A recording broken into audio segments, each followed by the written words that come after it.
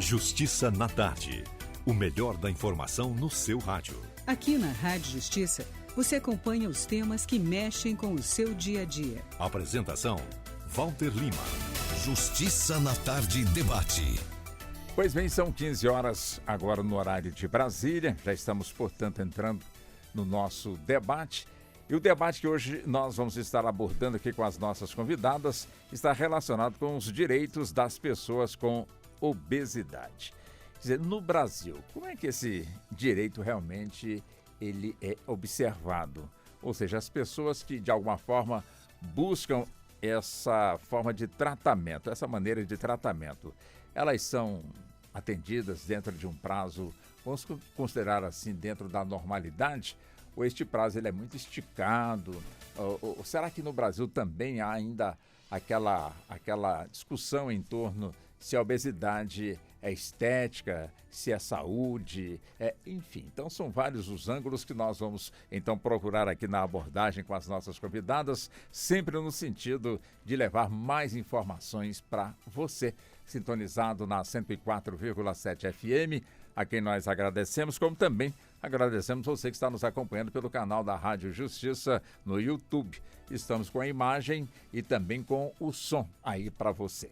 Então vamos nós já então apresentar as nossas convidadas. Doutora Alexandra Moreski, ela é a presidente da Comissão de Direito à Saúde da OAB, a seccional aqui da nossa capital federal, né? Doutora Moreski, seja muito bem-vinda mais uma vez. Feliz 2024. Estamos iniciando, né, neste ano novo, portanto, a primeira entrevista sobre este assunto e agradecemos também sempre as vezes que a senhora sempre esteve aqui conosco, nunca furtando, portanto, do convite. E neste ano não vai ser diferente, com toda certeza. Muito boa tarde para a senhora. Obrigada, Walter, mais uma vez poder estar aqui com vocês. Feliz 2024 para todos os ouvintes. É a primeira vez que eu falo aqui na rádio neste ano. Agradecer e lembrar só de mais um detalhe, né? Além de presidente da Comissão de Direito à Saúde, eu sou ex-obesa. Então, eu posso falar um pouquinho aqui, não só da parte do jurídico, mas eu posso falar também da minha experiência como quem é uma ex-obesa e fez uma cirurgia bariátrica. Então, eu acho que eu vou poder agregar bastante aqui na nossa conversa hoje. Com toda certeza. Também cumprimento a advogada, a doutora Carla Bezerra, ela que preside a Comissão de Direito Previdenciário da OAB-DF de Águas Claras e é conselheira do Instituto dos Advogados Previdenciários. Né, doutora Carla, também seja muito bem-vinda. Feliz 2024 também para a senhora. Um feliz 2024 para todos nós. É um prazer estar aqui ladeado dessas profissionais. Inaugurando 2024 na Rádio Justiça também, primeira vez nesse ano. Eu fico feliz por estar aqui nessa cadeira falando do direito previdenciário integrado também a outros assuntos que nós podemos ajudar na sociedade. E a obesidade é um dos motivos com que nós estamos aqui conversando, para a gente conseguir levar mais informação e dignidade para a sociedade em forma de direito, né? Em forma do direito que leva o arroz e feijão para dentro das casas, que é o direito previdenciário. Então, eu agradeço mais uma vez a oportunidade e agradeço também a companhia de todos que estão aqui hoje para que a gente consiga ajudar mais pessoas. Com toda certeza. Deixa eu cumprimentar também a doutora Vandra Souza, que é nutricionista. Ela é pós-graduada em nutrição e metabolismo e pós-graduanda em obesidade e emagrecimento, né? Doutora Vandra, também seja muito bem-vinda. Prazer recebê-la aqui nos estúdios. Muito boa tarde para a senhora e feliz 2024. Feliz 2024, Walter. Feliz 2024 a todos os ouvintes. Boa tarde a todos. Boa tarde a todos que estão nos ouvindo, nos assistindo pelo YouTube. Boa tarde a todos que estão aqui no estúdio. É um prazer enorme estar aqui novamente. Quero cumprimentar também a doutora Alexandra, a doutora Carla. Espero poder contribuir com essa temática tão importante e poder trazer informação para trazer mais qualidade de vida às pessoas através desse programa. Muito obrigada, senhora.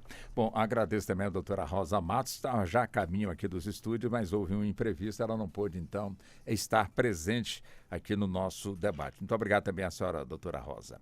E vamos nós aqui, então, com o nosso debate, já trazendo o assunto, doutora Alexandra, obesidade. Quer dizer, quando a gente fala realmente na pessoa, né, que às vezes tem pela sua altura, enfim, pela sua dinâmica, imaginava que teria, portanto, um peso X.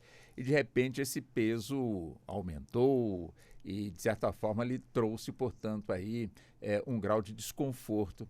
Quer dizer, todo excesso de peso de alguma forma é um desconforto para a pessoa, ou tem pessoas que se sentem bem quando estão com o seu peso não tido como aquele peso dentro da normalidade, o peso que ela acha que tinha que ter, se sente bem daquela forma, enfim. Define esse assunto para nós, doutora Moreschi, por favor. Bom, a definição de obesidade, ela é definida pelo índice de massa corpórea, né? A doutora Vandra vai poder falar bem melhor do que eu, como nutricionista que é, mas aqueles que têm IMC de 35 a 39 estão ali dentro da questão da obesidade. Acima disso, a gente já considera a obesidade mórbida, que é acima dos 40, né? Então, é importante a gente trazer, já começando aqui logo nas polêmicas, que o fato da pessoa se sentir ou não bem com aquele peso que ela tem, se ela está com IMC acima do recomendado pela Organização Mundial da Saúde, já é considerado uma doença. Então, ainda que ela fale, mas eu estou bem, eu estou ótima, eu estou... Não, ela não está. Ela está doente. Ela está obesa e a obesidade é uma doença. Eu digo isso porque eu era esta pessoa que falava, eu tô gordinha, mas tá tudo bem. Não, não tava. Eu não conseguia caminhar, eu não conseguia subir uma escada, os meus índices estavam... alguns alterados, alguns mais, outros menos. Eu não conseguia chutar uma bola com meu filho, né? Na época que eu fiz a cirurgia, meu filho tinha 8 aninhos, então eu não conseguia descer para brincar com ele no parque, eu não conseguia subir uma escada sem estar passando mal ou sem ter uma arritmia cardíaca. Então, assim, não, eu não estava bem. Mas é cômodo para nós, e aí eu me coloco neste lugar, dizer que não, tá tudo bem, eu tô gordinha porque eu quero. Não, na verdade, eu não queria. Né? É só uma forma de se proteger, né? Dizendo que está tudo bem, que eu estou saudável. Não, eu não estava saudável. E eu demorei para entender, e por isso a importância de quando a gente vai fazer uma cirurgia bariátrica, a gente fazer o acompanhamento psicológico, que é para que você entenda a necessidade que você tem de efetivamente fazer, né, aquele processo cirúrgico, passar por aquilo. Eu tentei todas as formas possíveis de emagrecimento, não consegui, por isso eu cheguei a um processo cirúrgico. Mas eu precisei de acompanhamento psicológico e psiquiátrico para poder entender que eu estava no lugar da doença, que eu não estava bem e que aquilo não me fazia bem, que eu não conseguia. Não era nem que eu não queria fazer exercício físico, eu não conseguia. Né? Eu tinha problema em ambos os joelhos, eu não conseguia mal subir uma escada, que dirá fazer uma esteira por 10, 15, 20 minutos. Então, eu precisava perder uma quantidade muito grande de peso, algo em torno de 15 a 20 quilos, para eu começar a fazer exercícios de forma saudável. Então, assim, não era uma coisa que, mas vai lá que você emagrece. Não, não vai lá que você emagrece. Não é assim, não funciona dessa forma. Não, mas é porque a pessoa tem preguiça. Não é preguiça. O seu corpo, ele se condiciona de uma forma a te manter naquele estágio e é muito difícil sair daquilo. E você precisa perder uma quantidade grande para ser saudável, você conseguir fazer o exercício físico. Então, assim, é toda uma conjectura de coisas e de profissionais que te ajudam para que você consiga chegar naquele lugar de entender que, sim, é uma doença e, sim, você precisa estar predisposto a entender que aquilo é uma doença. Então, assim, é difícil, Walter, porque para você chegar nesse nível de consciência pessoal, é muito difícil, porque a comida ela é muito boa. A doutora Vandra vai poder falar melhor sobre isso. Ela não te culpa, ela não te julga, ela não te cobra, ela te abraça, né? A comida ela é confortável. Quando você tá feliz, ela te abraça. Quando você tá triste, ela te abraça. Quando ninguém quer falar com você, você come e tá tudo ótimo. E tem aquela sensação de prazer e bem-estar. Então, a comida, ela é muito boa. Então, por esse motivo, é muito difícil você conseguir desvincular, né, a comida dos sentimentos, a comida daquilo que é um lugar confortável. Antes de irmos na doutora Vandra, deixa eu buscar também aqui com a doutora Carla Bezerra. Dizer, a obesidade, ainda se confunde muito a obesidade, quando se busca, portanto, aí fazer valer os seus direitos junto a um plano de saúde. Mas você está querendo embelezar o seu corpo, perder alguns quilos, não está no contrato. Quer dizer, é um assunto que precisa ser definido ou já está devidamente bem encaminhado, doutora Carla? Bom, comentávamos aqui antes do início, né, que o Brasil, como um todo, ainda observa essa ótica da obesidade como um relevante ponto de imagem. Quando a gente percebe que precisa se observar esse problema de obesidade numa ótica de saúde, na verdade, né? E assim como a doutora Alexandra falou aqui conosco, eu também venho de um grau de obesidade nível 3, né? Que já é realmente a mórbida, e aí, com alguns tratamentos, eu venho vencendo esse dado, né, pessoal, e observando também o cuidado que nós temos que ter para enfrentar na sociedade esse assunto que traz como estético. Então, sim, quando nós observamos que precisamos buscar esse direito para exercer essa possibilidade de trazer para dentro da saúde, dentro do direito, esse tema obesidade, começamos a atravessar os primeiros impasses, né? Dentro do direito previdenciário, por exemplo, nós precisamos reconhecer como uma pessoa com deficiência, que nós vamos ter mais à frente esse assunto, para então conseguir enquadrar um direito assistencial para essas pessoas. E, Carla, toda pessoa com obesidade mórbida, você consegue integrá-la nesse grupo de pessoa com deficiência? Não. Eu preciso de algumas comprovações para trazer para esse grupo algum direito dentro do previdenciário, para fazer com que essa pessoa tenha acesso a determinadas, né, a determinados direitos, e aí sim conseguir, por exemplo, ter a dignidade mínima de buscar um tratamento médico, porque o conhecimento também faz com que essas pessoas tenham acesso, né, ao direito dentro dos hospitais, dentro, né, do acesso como um tratamento à saúde completo. Então, a gente começa na sociedade a enfrentar esse problema desde do caule do problema, que é o conhecimento. O que é a obesidade, o que é o sobrepeso, quais direitos nós temos garantidos dentro do ordenamento jurídico como um todo, e enfrentamos, sim, desde sempre esse problema. E falando de rede pública, né, de saúde, que nós também comentamos no início, a doutora Alexandra trouxe um dado importante, que existe uma dificuldade muito grande no acesso à cirurgia bariátrica das pessoas com obesidade mórbida. Então, não só dentro do direito privado em relação aos convênios, aos planos de saúde, mas também dentro da saúde pública. Que é um tema que nós vamos aprofundar bastante, claro. Né, doutora Carla? Doutora Wandra, uma pergunta bem simples. Tem pessoas magras que se sentem obesas, como também o inverso, pessoas obesas que se sentem magras? Existem. Na verdade, pela minha prática clínica, como eu trabalho com isso, tá, Walter? Eu recebo muitas pessoas diariamente, então eu atendo pessoas que lidam com tudo.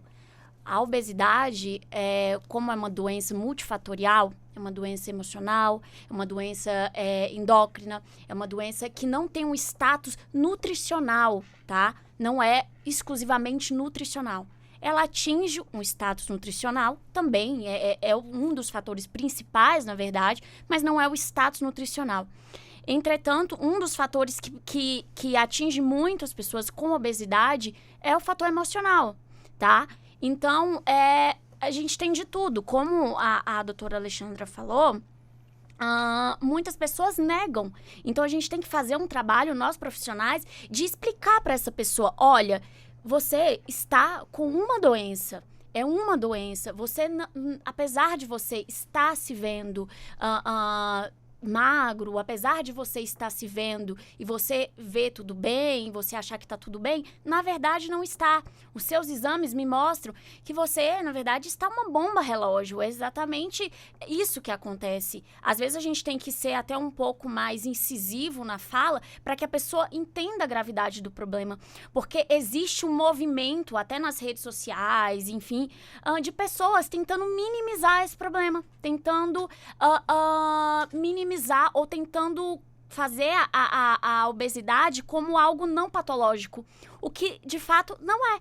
É uma doença, tem CID, o CID é o código da doença. Então, quando o paciente vai até a gente tem que passar um laudo, enfim, para o plano de saúde, a doutora Rosa, enfim, pode falar melhor sobre isso também, que é o CID, que é o código daquela doença. Então, nós, profissionais, nos comunicamos também através desse CID, desse código dessa doença, para saber o que aquele paciente tem. Ou seja, é reconhecido, não existe mais discussão sobre isso. É uma doença. Então, às vezes, a gente tem que fazer um trabalho de explicar para o paciente que, olha, você está doente, mas tudo bem, você está doente, mas tem possibilidade de sair desse lugar. A gente acolhe esse paciente, a gente entende, nós não estamos num lugar de julgamento. O paciente vem, às vezes, obrigado pela família, às vezes a família leva, às vezes esse paciente não está lá porque quer, porque ele acha que não precisa. Mas, às vezes, a gente tem que explicar para esse paciente, para que esse paciente entenda o que de fato está acontecendo, qual a gravidade do problema. E a gente acolhe esse paciente, explica, e aí sim a gente traça esse tratamento e consegue resolver o problema aí com paciência, com constância, mas é um trabalho minucioso e ali a gente fala que é um trabalho de formiguinha, mas que com paciência, constância e confiança no processo dá certo, Walter. Agora, todo trabalho, enfim, voltado, portanto, para o resgate da saúde, geralmente o ser humano quer pressa, né, doutora Moreski? Neste caso, ou seja, da pessoa com obesidade mórbida, ela também exige pressa? Tipo, já tem um mês que eu estou nesse tratamento, até agora a balança só me dá a mesma resposta, não muda essa resposta de jeito algum, vou desistir. Quer dizer, é comum disso acontecer e a pessoa tem que ser persistente no sentido de certa forma, já que conquistou, portanto, o seu direito ao tratamento, vamos até o fim? O tratamento para a obesidade, ele passa por várias terapêuticas, né?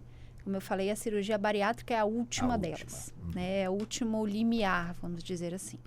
Então, as várias outras terapêuticas que antecedem a cirurgia bariátrica, elas são um pouco mais lentas e não têm um resultado tão rápido.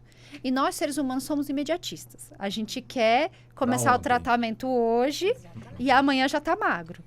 Né? Então, a gente quer começar a academia hoje, na semana que vem a bunda já está na nuca. Né? E não é bem assim, né? E aí eu trago um pouquinho da minha experiência pessoal. Eu tentei várias terapêuticas durante o período que necessário foi, né? Fiz todo o tratamento. Eu vinha num tratamento já mais ou menos de 4 a 5 anos. Então, realmente, cheguei na cirurgia bariátrica porque era o último que não tinha mais, né? E eu já não estava bem, né? Eu já estava chegando ali no nível de uma compulsão muito grande, e eu precisava de alguma coisa que me desse um start, que me desse um gatilho e que me ajudasse a mudar, né, a forma como eu interpretava a comida, a forma como eu interpretava a minha relação com a comida. A bariátrica, ela tem uma vantagem muito grande, que é, no primeiro mês, você perde muito peso. Ela dá esse efeito que a gente espera da rapidez. Então, no primeiro mês, eu emagreci 17 quilos. Então, no primeiro mês, eu saí do manequim 48 para o manequim 44. No primeiro mês, eu não tinha mais roupa nenhuma. Todas as minhas roupas eu perdi. Com um mês, eu comecei na academia, né? E aí é a parte difícil. Porque você perdeu todo aquele peso, mas você tem nenhum condicionamento físico.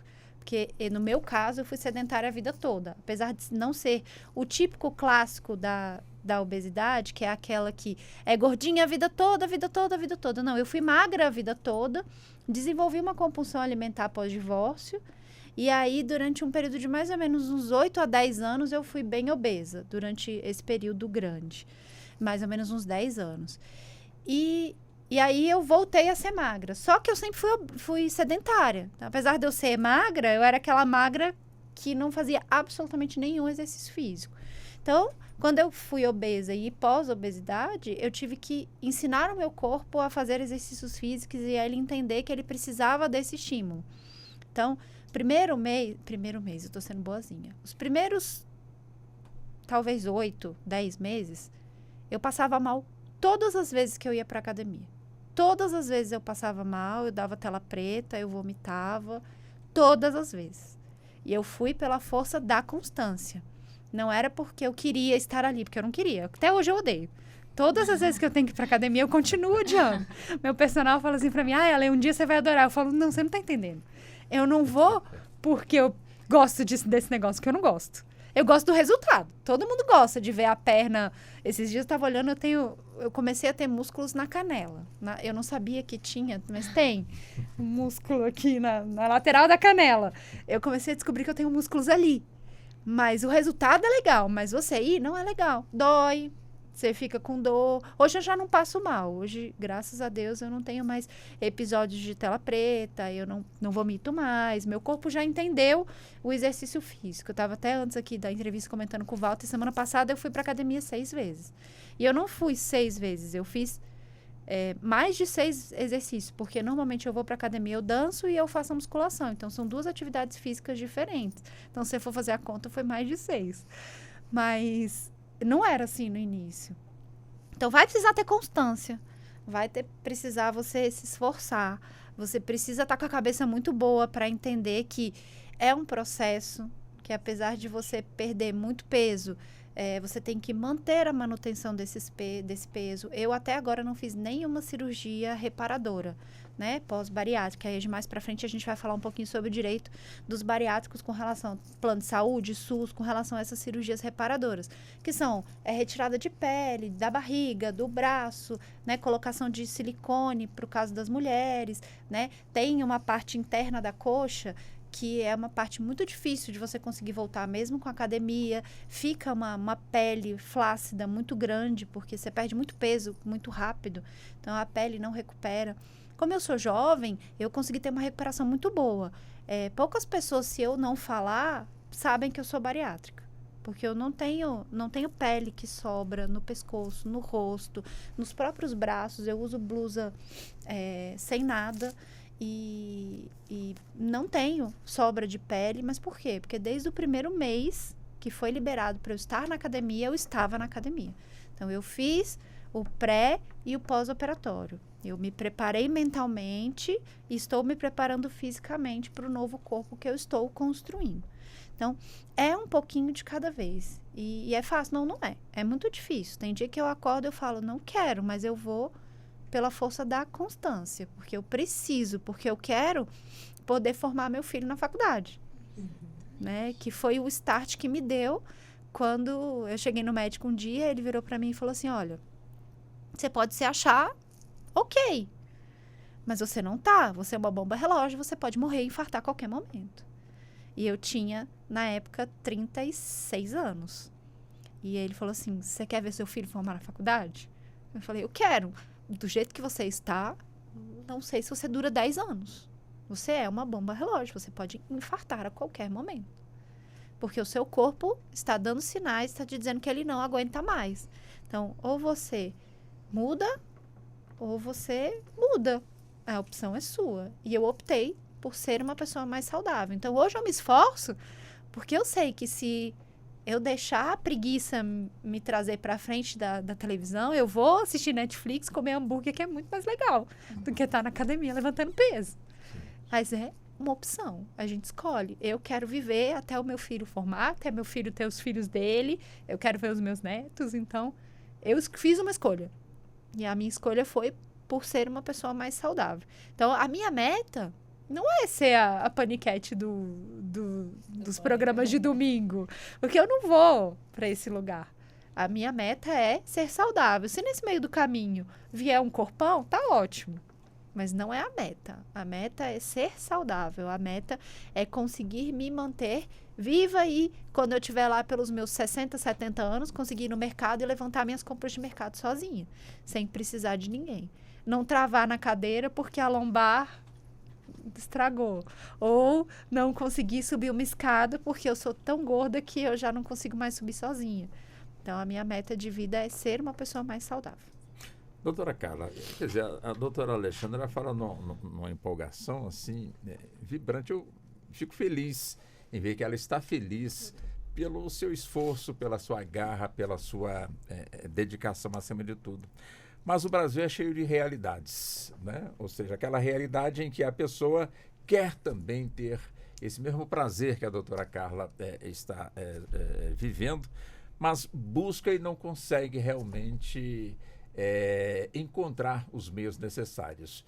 Sabemos que a lei determina que isso aconteça. No papel é uma beleza, mas na realidade é totalmente diferente nesse nosso Brasil de tamanho continental.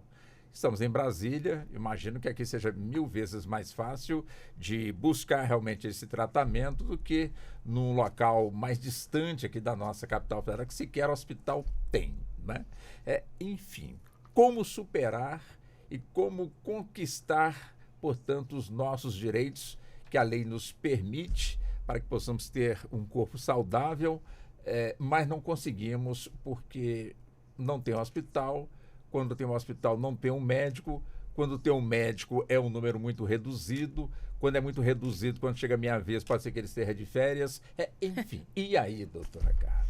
Bom, você tocou num termo que eu gosto muito de usar em qualquer aula que eu dê, que é: o Brasil é um país de dimensões continentais. Então, a realidade que eu experimento aqui em Brasília não é a mesma realidade que eu experimento em determinados cantinhos do Brasil, em que a gente sabe que a informação, a saúde, a educação, ela é muito mais morosa de atingir aquele público, né? E aí, quando nós pensamos nesse assunto em específico, que é a obesidade, a gente pensa também junto aqui, né, com a doutora Wandra, que é a nutricionista que está acompanhando aqui esse programa da tarde. A gente sabe que a obesidade também permeia assunto como a qualidade da alimentação, né? E será que todas as pessoas conseguem ter essa qualidade de alimentação para manter um corpo saudável? Então, como eu sou advogada, não sou da área nutricional, mas também venho desse histórico de obesidade, vencendo aos poucos, né, essa temática. Então, eu fico pensando como essas pessoas nesses cantinhos do Brasil conseguem ter acesso, então, à alimentação saudável. Consegue, será? E o direito previdenciário, lindamente, também porque a área que eu escolhi, ele tem um padrão de escolha de quem vai ser atingido pelo direito por meio de requisitos, né? E muito importante tocar nesse assunto, porque uma palavra muito comum no direito, que a gente desde o primeiro semestre costuma dizer, é que depende. Então, dependendo do caso, nós conseguimos adequar determinados direitos a determinadas pessoas. Por exemplo, uma pessoa com obesidade mórbida, ela pode ser, sim, considerada uma pessoa com deficiência. Mas, Carla, a pessoa com deficiência? Sim, a pessoa com deficiência. Porque um dos requisitos para reconhecê-la como pessoa com deficiência, é que ela tem algum tipo de impedimento a longo prazo. Uma pessoa com uma obesidade mórbida, por exemplo, ela tem vários impedimentos a longo prazo. E aí eu já consigo adequá-la como pessoa com deficiência. Ela tem algum tipo de impedimento de natureza física, que é o caso da obesidade, de natureza intelectual, de natureza mental, de natureza sensorial. Então, eu vou arrecadando determinadas qualidades dessas pessoas para adequá-la a uma pessoa com deficiência e conseguir, por exemplo, trazer para uma pessoa que tenha condições miseráveis um benefício assistencial, levando para ela a dignidade de poder, por exemplo, se alimentar melhor e ter acesso a mais informação e ela buscar saúde e aí conseguir vencer essa temática. Então, quando eu digo realmente, assertivamente você falou, Walter, de dimensões continentais, eu tenho que pensar que aqui em Brasília eu costumo falar que nós estamos na ilha da fantasia. Mas quando eu vou lá fora, eu sei que as pessoas não têm acesso a esse mínimo existencial, por exemplo, de alimentação. Apesar da Constituição nos dar direitos, né, ímpares, como educação, lazer, saúde, também vem a alimentação. E aí é aqui o cerne da questão de saber se essa pessoa tem condições de exercer esse direito para sair dessa condição de obesidade mórbida. E, felizmente, o direito previdenciário consegue abraçar essas pessoas. Porque quando eu consigo considerá-la pessoa com deficiência, eu vou adequar ela a esse benefício assistencial. Eu vou adequar a essa pessoa a possibilidade dela receber um salário mínimo dentro da casa dela. Claro que observado outros demais requisitos, mas trazendo um pouquinho de possibilidade dela se reerguer e conseguir, por exemplo, enfrentar um tratamento. Porque eu consigo falar com uma pessoa que não tem um mínimo de alimentação dentro de casa, vai buscar nas filas de hospitais direitos por meses? Não consegue. Porque a alimentação está lá na base da pessoa. Ali está a possibilidade do mínimo existencial. E aí eu consigo, sim. Dentro do direito previdenciário, a obesidade mórbida por si só não traz reconhecimento de pessoa com deficiência. Mas eu consigo provar que ela tem a longo prazo, que na lei me diz que são 2 anos de impedimentos. Eu comprovo isso dentro de um processo, seja ele administrativo ou judicial, para ofertar para ela esse benefício. Então, a gente sabe que esse acesso, apesar de ser para todo mundo por meio do INSS, seja por telefone, seja por meio digital, a informação não é dissipada de forma tão fácil como estamos aqui em Brasília. Então, lá nesses cantões tem essa dificuldade. E quando a gente alcança essas pessoas, a gente percebe que leva, inclusive, novidade de tratamento, quando leva para ela também informação. Então, no previdenciário, a gente tem essa feliz possibilidade de adequação de pessoas com obesidade mórbida à qualificação de pessoa com deficiência, podendo abranger, sim, a quantidade de direitos a que ela tem disponível. Doutora Wandra, a obesidade ela está relacionada no comer bem ou no alimentar, não digo ruim, mas inadequado em termos de calorias, vitaminas? Porque para muita gente, eu enchi minha barriga, eu estou alimentado, ao passo que outros comem bem pouquinho e com qualidade e se sente, portanto, melhor. Mas a pergunta simples é justamente essa. Naquela expressão, fecha a boca, que é o melhor remédio para você, de alguma forma, não ganhar, portanto, peso. Dentro dessa questão, a obesidade, ela é hereditária ou não? Walter, os estudos nos mostram que a obesidade, além de ser multifatorial, estão entre esses fatores, tá? Fatores socioeconômicos. Então, o que a doutora Rosa falou, a doutora Carla. Isso. O que a doutora Carla falou faz total sentido, é muito verdade. Então, fatores socioeconômicos estão, sim, correlacionados com índices de obesidade, porque a pessoa não tem acesso a alimento de qualidade, tá? Então, é diferente uma família que tem que aproveitar ali a promoção de um pacote de bolacha, de biscoito, porque tá na promoção, do que uma família que tem condições de comprar uma água de coco, por exemplo, tá? Então, assim, tô dando um exemplo bem tranquilo para contextualizar. Então, sim, tá relacionado com fatores socioeconômicos, está relacionado com o ambiente que essa pessoa vive. Então, por exemplo, os países da Ásia têm índices baixíssimos de obesidade. Já, por exemplo, os países dos Estados Unidos têm os maiores índices de obesidade. Por quê? Porque o ambiente favorece isso. Os países já estão acostumados com uma alimentação já rica em industrializados, com uma alimentação de alimentos, enfim, ricos em gorduras saturadas, em açúcar, em alimentos ultraprocessados.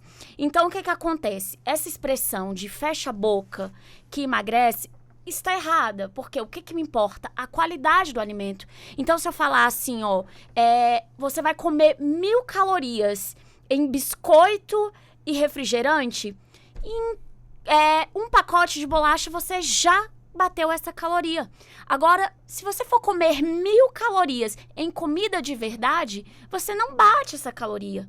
É muito difícil bater essa caloria. Tanto é que uma das estratégias que a gente usa em consultório com o paciente que a gente está fazendo essa dieta de emagrecimento é colocar bastante comida de verdade. Ovos, peixe, castanha, frango, raízes. Por quê? Porque esse paciente vai olhar o prato e vai ver muita comida. Gente, não tem nada mais desesperador do que você olhar um prato e ver um prato sem comida. Então, quando eu entrego um prato de verdade para essa pessoa, com comida de verdade, com muita comida, com raízes, com castanha, com com folhas, com vegetais, com carne, ovos, frango, peixe, essa pessoa tem volume, mas pouca densidade calórica. Então, o que o nutricionista faz? Ele entrega muito volume de comida, mas entrega pouca caloria nesse volume. Então, essa pessoa não vai fechar a boca. Ela vai comer muito alimento em densidade calórica. Então, é comum, Walter, em consultório, que a pessoa olhe para mim e fala, mas doutora, eu vou comer mais do que eu costumo comer. Eu falo, sim, você vai comer mais do que você costuma comer. E mesmo assim, você vai emagrecer. Porque o segredo está na densidade calórica desse alimento. Aumentar o gasto calórico e diminuir o consumo energético. E não do volume do alimento. Mas para poder equilibrar, precisa de ter dinheiro. Sim, na verdade não é ter dinheiro. Eu entendo que nós temos muitas diferenças, como a doutora Carla falou. Nós temos muitas diferenças no nosso país. Mas se a gente priorizar a comida de verdade, porque é diferente a gente comprar, por exemplo, um café fit. Quando a gente olha e fala, um café saudável, ou uma castanha diferente. Essas coisas são caras. Agora, quando a gente está falando de arroz, de raízes, de batata, de coisas que a terra dá, se a gente comprar dos pequenos produtores, dependendo da região, ou então comprar alimentos que estão na safra desses alimentos, então procurar comprar no período, por exemplo, se é a safra da batata, vamos comprar mais a batata, procurar pesquisar qual é a safra de cada alimento. Então, é a época é a época da manga, vamos colocar a manga. Se for a época do kiwi, vamos colocar o kiwi. Então, procurar alimentos mais sazonais, né? Que aí o preço já abaixa um pouco e focar em alimentos de verdade. O que encarece são produtos que a gente costuma falar, produtos que estão enfeitados pela indústria. Então, é uma paçoquinha sem açúcar, é um doce de leite sem açúcar. A gente não precisa disso. O que a gente precisa é comida de verdade. O que alimenta é nutriente. Você está bem nutrido?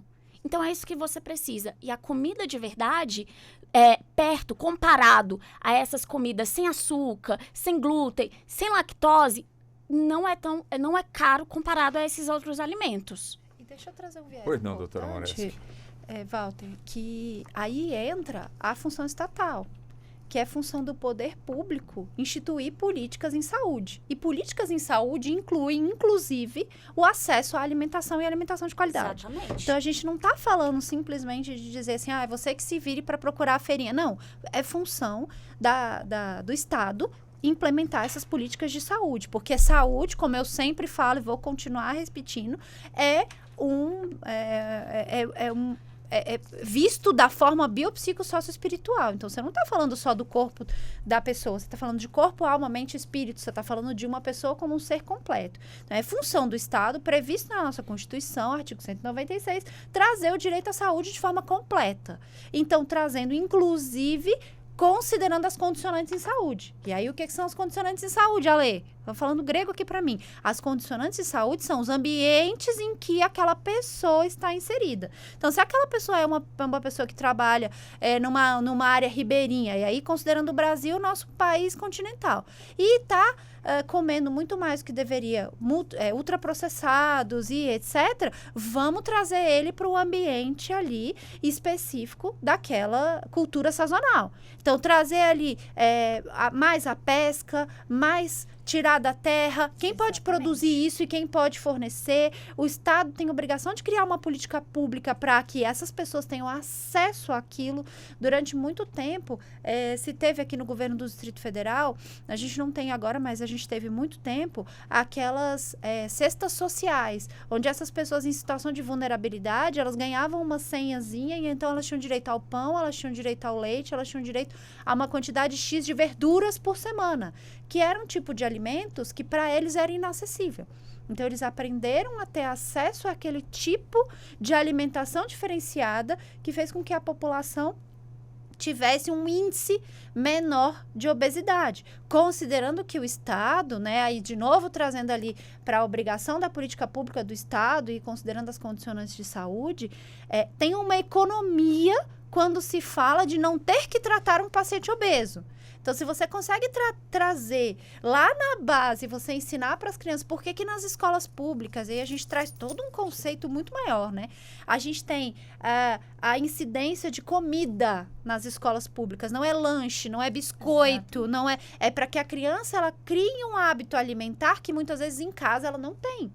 Então, ela vai ter acesso a verduras, a frutas, a alimentação que talvez em casa ela não tenha ou não tenha o hábito de consumir. Porque aí a gente tem a diferença das escolas, e aí estou falando aqui do Distrito Federal, das escolas do entorno, que realmente a criança não tem acesso a essa alimentação, mas nas escolas do plano piloto a alimentação é a mesma. Mas por quê? Porque muitas vezes ela tem acesso, mas não tem o hábito. Né? Então, é importante que se traga isso já na infância, como uma política pública. E você ensina a pessoa a comer melhor. Né? Ensina a pessoa a ter o hábito alimentar, que é muito mais importante do que só a questão de ter o dinheiro para comprar. Porque o preço que você gasta para comprar uma cesta básica, muitas vezes é o mesmo preço que você gasta para comprar 5, 6, 10, 20 pacotes de biscoito, de miojo, de etc. Então, é a questão de saber fazer escolhas melhores e escolhas mais conscientes. Quer dizer que você não pode comer o miojo de vez em quando? Não estou dizendo isso de jeito nenhum. A doutora nunca vai dizer isso também. Pode, mas não pode ser uma regra. Não pode ser uma constante. Não pode ser o seu alimento do dia a dia. O seu alimento do dia a dia tem que ser aquele alimento mais saudável possível, mais in natura possível. Falei muito, Val. Nossa, ela falou bastante, mas sempre dentro do contexto. Né? Até me leva aqui para perguntar a doutora Carla, quer dizer, a gente debatendo este assunto e fica de lado lá reinando a indústria alimentícia, né? Que, enfim, de vez em quando surge um debate em torno, mas não um debate profundo. O fato é que todo mês, né, há congestionamento nos supermercados, para que as pessoas abasteçam, portanto, as suas dispensas com os alimentos, elas verificam mais o preço do que a qualidade, quer dizer, fomos acostumados, portanto, para isso. E quando aqui está sendo pregado é justamente saber o que realmente ingerir em termos de qualidade para que possamos ter uma saúde saudável. É importante também puxar para dentro desse debate a indústria alimentícia, doutora Carla? Com toda certeza, a indústria alimentícia tem os seus interesses, assim como a indústria farmacêutica. Enfim, cada uma vai atrás, né, dos seus maiores benefícios. A doutora Alexandra falou uma coisa importantíssima, que é a preocupação com as políticas públicas em relação ao tratamento do assunto obesidade, desde o cuidado da alimentação das escolas. E aí, para estar aqui, eu tive acesso a um dado importantíssimo, que é o tratamento do assunto obesidade como o terceiro maior custo social do mundo, perdendo apenas para o fumo e para o gasto com as guerras e terrorismo. Eu pensei, gente, mas a obesidade em si, por que ela traz um tamanho gasto, né, social em relação a realmente a aplicação da verba pública nesse assunto? E a obesidade, ela, na verdade, ela é multidisciplinar, né? Porque ela traz problemas de saúde de muitas ordens, cardiovasculares, cerebrovasculares, doenças ortopédicas, doenças psiquiátricas. Então, quando a gente pensa na obesidade em si, a política pública realmente ela deveria ser um norte para que a gente observasse em como podemos evitar ou diminuir esse mal dentro da sociedade. Levando em consideração, doutora Wandra, pode me chamar a atenção, tá? Se eu trouxer algum dado errado aqui, porque não é da minha área, mas eu tive curiosidade em saber quando eu fui pesquisar sobre o assunto. Nós temos no mundo mais de 50% das pessoas com sobrepeso. E quando eu falo em obesidade, é mais de 20%. Ou seja, nós temos mais... Tô certa? Até 2030, estima-se que 58% da população mundial estará com sobrepeso e obesidade. Pois é, então nós estamos mais hoje... da metade, pensa. Pois é, nós já estamos hoje com mais da metade da população com sobrepeso, mais de 20% com obesidade. E quando eu falo que a pessoa tem obesidade, eu estou falando também que ela tem grandes dificuldades de exercício dos seus direitos dentro da sociedade. Eu estou trazendo que as políticas públicas estão impedindo, inclusive, essa pessoa de ter acesso ao mínimo. Por exemplo, impondo barreiras a ela em transporte. Vou dar um exemplo, um avião. Sim. Tivemos casos recentes. Sim, Exatamente. quando dentro de um avião a pessoa não consegue sentar numa cadeira, eu estou impondo para ela uma barreira. Tá, Carla, mas esse problema é porque ela não teve cuidado com a saúde de forma alguma. A informação também é um direito. O direito à alimentação de qualidade, como a doutora Alexandra e a doutora Wandra falou, também é um direito. Então, eu estou impondo para ela barreiras em que, se nós tivéssemos essa preocupação da aplicação de políticas públicas em relação a esse caso específico, eu estaria dando para ela também a possibilidade de exercer os seus direitos em pé de igualdade com as demais pessoas da sociedade. Então, Carla, qual o impacto que no direito isso traz para mim? É exatamente isso. Quando eu falo que eu tenho dentro da sociedade algumas barreiras aplicadas a esse público, quando eu digo que ela também não consegue exercer os mesmos direitos que as demais pessoas da sociedade, quando eu digo que ela tem dificuldades de direitos mínimos, como que a gente deu o exemplo aqui de locomoção, eu estou trazendo para ela, se a longo prazo for, que quer dizer mais 2 anos, uma qualidade de pessoa com deficiência. Então, é realmente um assunto multidisciplinar em que precisa de cuidados dentro da saúde pública, dentro da educação, porque, por um acaso, eu também sou analista de políticas públicas dentro da educação. E eu tenho acesso exatamente ao cardápio das crianças. E eles realmente, hoje aqui em Brasília, têm total preocupação em trazer comida de verdade. Não existe mais... Eu sou aluna de escola pública. E na minha época, era muito comum o biscoito como lanche. Então, hoje nós vemos a realidade das escolas. Achocolatado. Canjica. Já vinha pronta, aquelas canjicas ultraprocessadas. Ela vinha em pacotes a vácuo vácuo. e ela não tinha validade a perder. Não, Ou seja, imagina o quanto aquilo era... Exato. Então, hoje tem a maior preocupação com isso. E isso tem a ver com a sociedade em si, tratamento da obesidade? Com toda certeza. Se a gente trabalhasse esse assunto de forma multidisciplinar dentro das políticas públicas, isso tem muito a ver, né?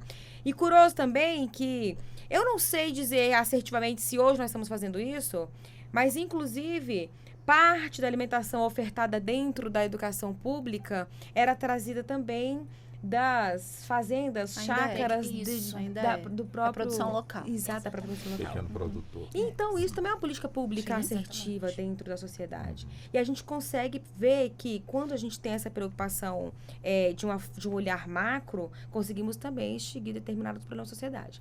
Então, esse dado me chamou muita atenção. Foi o que mais me chamou a atenção, inclusive, no assunto. Ser o terceiro maior custo social do mundo.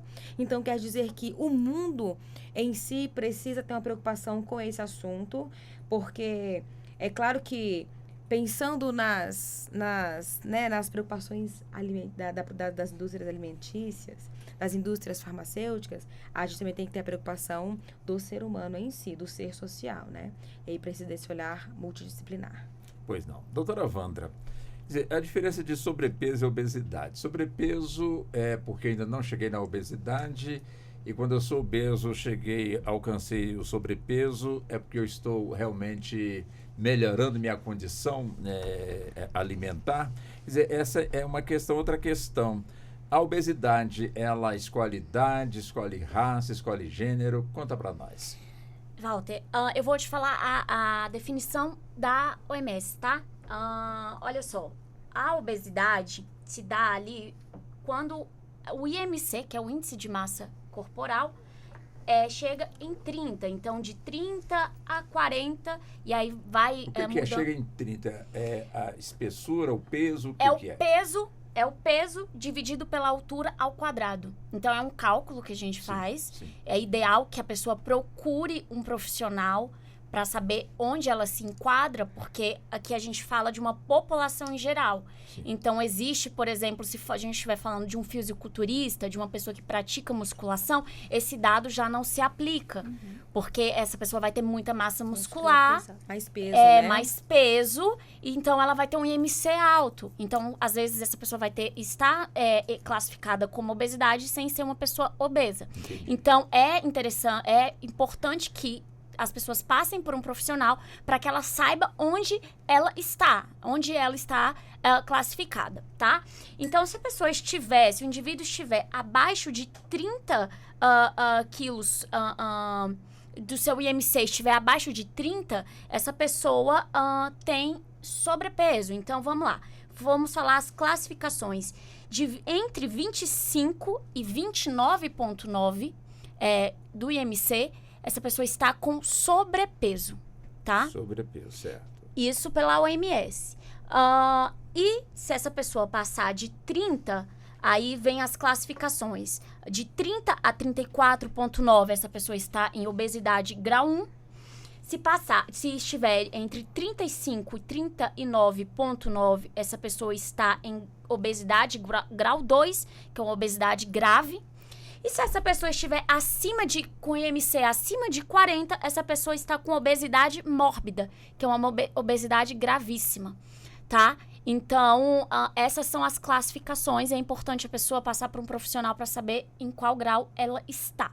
E não, a obesidade não escolhe idade, não escolhe gênero, não escolhe... Eu já atendi adolescentes, crianças, obesas com obesidade mórbida. Eu atendi um paciente de 11 anos com mais de 100 quilos, 120 quilos. Então, para mim, foi um caso muito marcante, porque eu realmente tomei esse caso para bastante estudo e resolver esse caso. Foi um caso que me chamou muita atenção, porque também tinha essa questão dos pais não saberem o que fazer.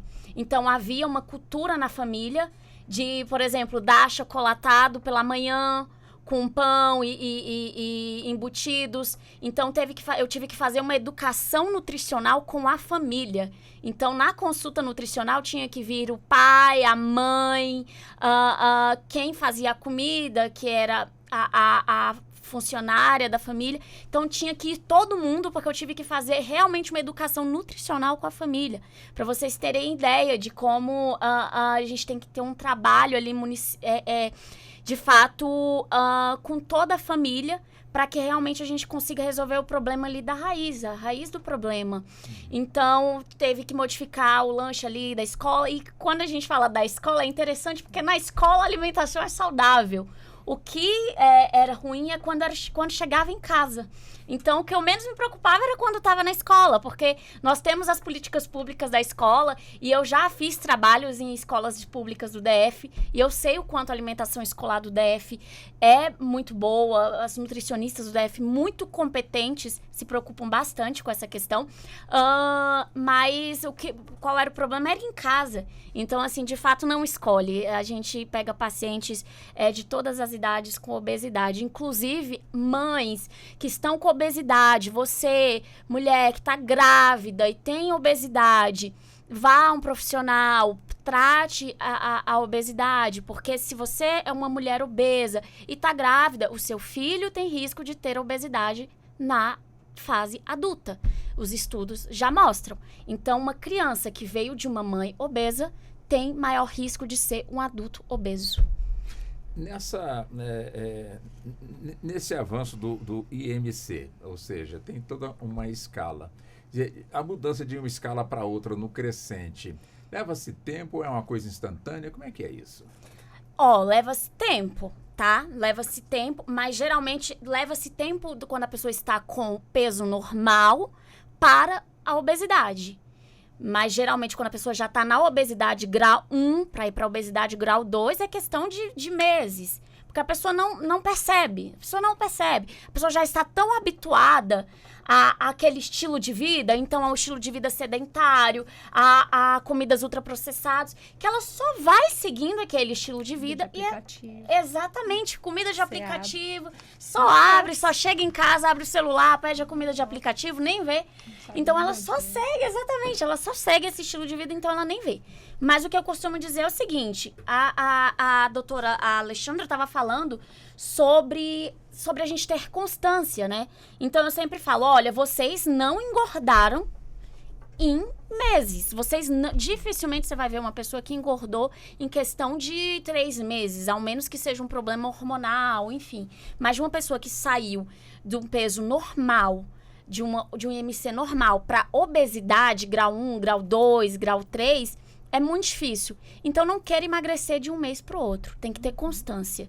Mas, geralmente, essa classificação de peso normal para obesidade leva um pouco de tempo. Agora, de obesidade grau 1 para obesidade grau 3, não se percebe tanto, é rápido, tá? Agora, doutora Alexandra, a senhora falou uma palavra no início que, com toda certeza, chama bastante atenção. Vale a pena a gente aprofundar um pouco mais na questão, que é a emoção. Ou seja, a questão emocional. Ou seja, a pessoa come pouco e quando come com qualidade, mas, de repente, o emocional está alterado.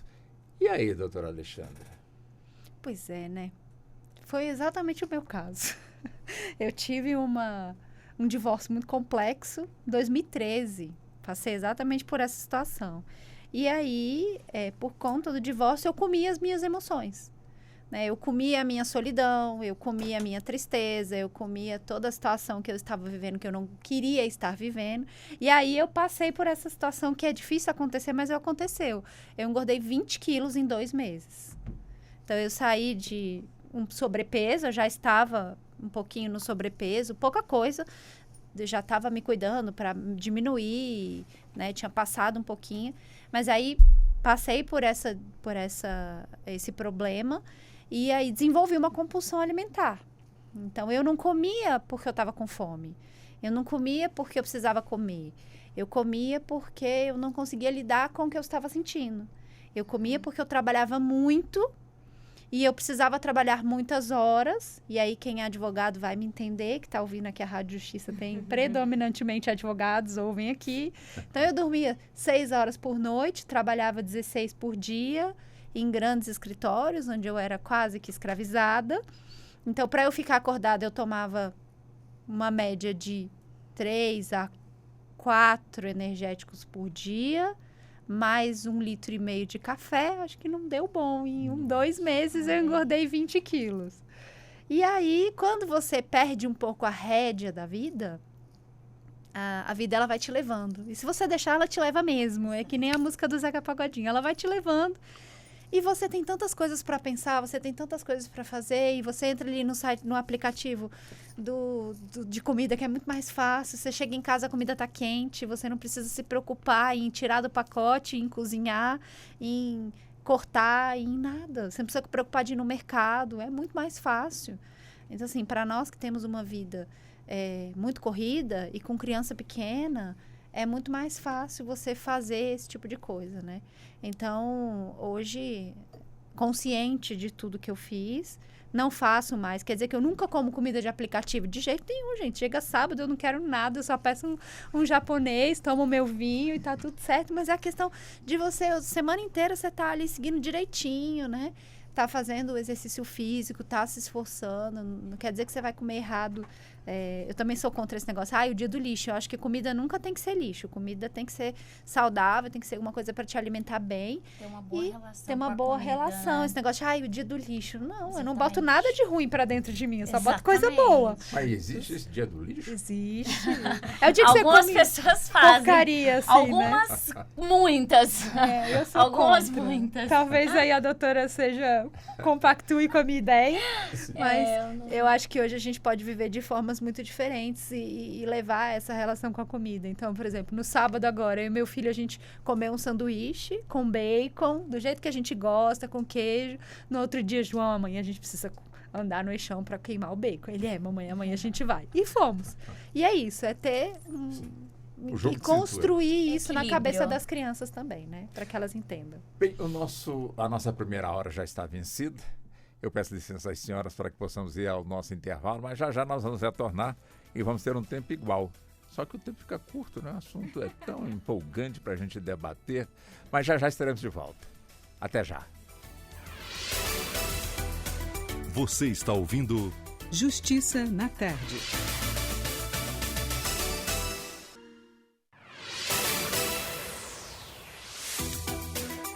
Voltamos a apresentar Justiça na Tarde. Justiça na Tarde debate. Pois bem, são 16 horas mais 5 minutos. Estamos de volta com o nosso debate. Hoje o assunto é a questão da obesidade. E aqui conosco nós estamos conversando com as doutoras Wandra Souza, ela que é nutricionista, é pós-graduada em nutrição e metabolismo e pós-graduanda em obesidade. e também no tratamento do emagrecimento. Também conosco a doutora Alexandra Moreski, que preside a Comissão de Direito à Saúde da OAB aqui da nossa capital federal. E também a doutora Carla Bezerra, que preside a Comissão de Direito Previdenciário da OAB em Águas Claras. Ela que também é conselheira do Instituto dos Advogados Previdenciários. Eu volto com a senhora, doutora Carla. Claro que o assunto, vamos mantê-lo, mas numa vertente, principalmente sob o olhar de terceiros, ou seja, quando eu procuro realmente me cuidar pelo fato de eu estar sendo observado muito pelos meus pares. Olha, você engordou. Olha, acho bom você estar descuidando, é melhor você entrar numa academia, enfim.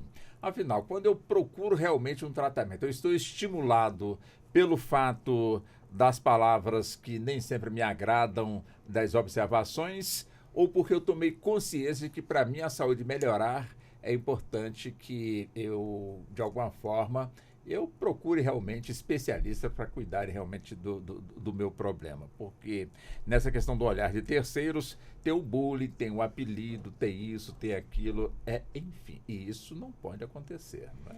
Walter, obrigada pelo assunto. É agradável o assunto, né? É muito bom. Verdade. E ainda mais nessa fase que eu tô vivendo agora, que é exatamente essa. Eu falava assim, eu sempre falei uma frase muito engraçada para todo mundo. Eu falava assim, gente, as pessoas se incomodam muito mais com o meu peso do que eu mesma. Mas eu tenho certeza que eu tinha algum problema de distorção de imagem. Doutora Wandra falou nisso e eu tinha de verdade. Eu vou falar para você, me achava ótima. Uhum. Ainda mais que eu sempre fui ligada ao esporte a vida inteira, então eu nunca entendi, nunca me enxerguei como uma obesa. Então, quando eu ia a qualquer médico, endocrinologista, quando eu ia ao cardiologista, quando eu ia ao nutricionista, nutrólogo já fui, e eu sempre fui de procurar os grandes nomes de Brasília, sabe? Porque eu queria ratificar a minha ideia que eu estava bem sim, mas não estava. E aí eu percebi, gente, os terceiros tinham mais problemas com o meu peso do que eu, mas porque eu tinha o que a doutora Wandra falou sobre distorção de imagem. Até que eu comecei a sentir na saúde o meu déficit, eu tinha taquicardia, eu tinha cansaço mais repentino do que eu tinha antigamente quando eu praticava esporte. E aí eu percebi, não, existe algum problema comigo. Eu estou sim com algum problema de saúde e era a obesidade. Então esse olhar de terceiro, ele, a depender da abordagem, ele é importante, desde que ele não venha carregado de bullying, né? Preconceito. Exatamente. Desde que ele não venha carregado de preconceito, né, do próprio bullying, ele é um olhar importante, principalmente quando ele é trazido pra gente com informações de forma séria, a te ajudar e apoiar a procurar ajuda, que é o que aconteceu com a minha família. Quando eu decidi mudar meu estilo de vida, efetivamente, minha família inteira mudou junto comigo. Então, eu vou dizer para vocês, eu costumo brincar o seguinte, se eu for receber alguma visita na minha casa, eu vou ter que correr ao aplicativo de comida e pedir alguma coisa. Porque o máximo que eu posso oferecer para a pessoa é um frango cozido. E eu não ofereço isso para uma visita minha. Então, a minha casa hoje está toda adequada ao meu estilo de vida. Minha mãe hoje pratica esporte. A minha irmã, que a vida inteira foi sedentária, hoje pratica esporte junto comigo. Então, foi uma mudança radical. Mas o primeiro olhar para me avisar que eu estava realmente obesa foi de terceiros, foi da minha família. E foi muito importante para mim.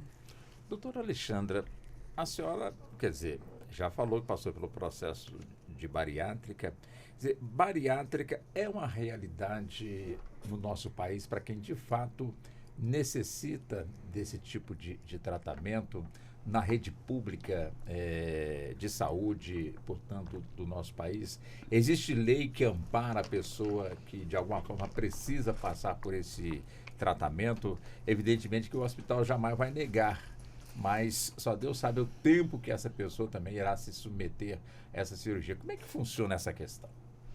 Então, Walter, a questão da cirurgia bariátrica, ela é uma realidade já bem consolidada no nosso país, em especial para quem tem planos de saúde. Mas quem está no SUS sofre um bocadinho mais, né? Aqui em Brasília, que a gente é a Ilha da Fantasia, nós ainda temos um tratamento muito melhor do que a grande parte do nosso país. A lista de espera está em algo em torno de 4 anos.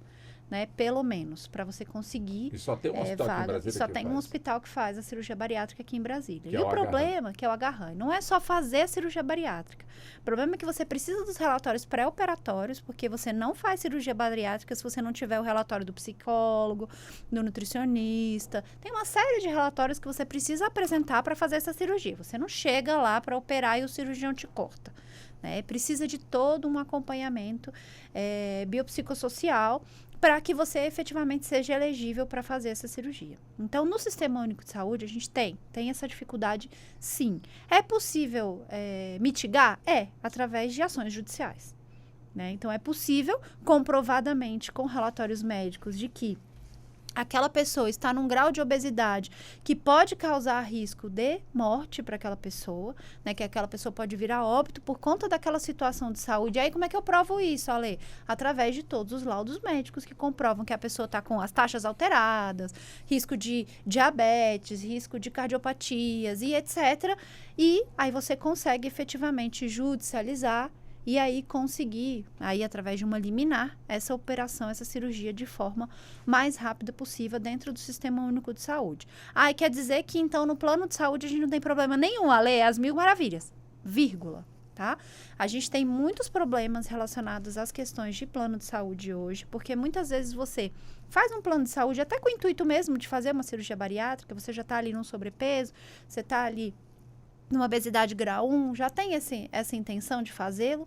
E quando você entra no plano de saúde, o plano de saúde não te dá o que a gente chama de CPT, né?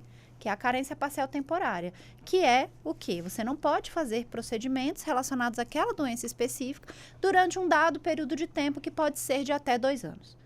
Se o plano de saúde, na hora da sua contratação, na hora que você contratou o plano de saúde, você apresentou todos os seus dados, inclusive a questão de peso, que você tem que preencher na sua listinha lá, e o plano de saúde não te pediu nenhum outro relatório médico e não te deu CPT para a doença obesidade, com CID, como a doutora falou, você não pode ter a sua cirurgia negada mais para frente quando você for fazer o requerimento.